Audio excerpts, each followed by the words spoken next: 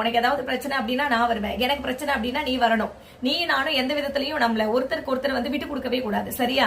உனக்கு சாப்பிட ஏதாவது கிடைச்சதுன்னா எனக்கு கூட, எனக்கு கிடைச்சாலும் உனக்கு கொடுக்குறேன் அப்படின்ற மாதிரி நம்ம வந்து இனிமே பயங்கர ஒரு ஃப்ரெண்ட்ஷிப்பா இருக்கணும். நம்மள மாதிரி யாருமே இருக்கக்கூடாது அப்படின்ற மாதிரி ஒரு ஒப்பந்தம் போட்டுக்கிறாங்க.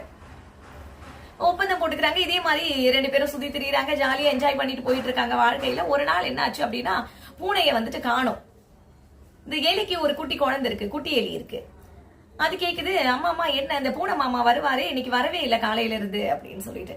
ஆமா நானுமே தேடிட்டு இருக்கேன், வரவே இல்லை, இரு போய் தேடி பார்க்கலாம் அப்படின்னு சொல்லிட்டு தேடுறதுக்காக போறாங்க. இந்த குட்டி எலியும் அம்மா அம்மா இரு நானும் வரேன், பூனை மாமா எனக்கு ரொம்ப பிடிக்கும், நானும் வரேன் தேடுறதுக்கு அப்படின்னு சொல்லிட்டு இந்த குட்டி எலியும் கூட போகுது.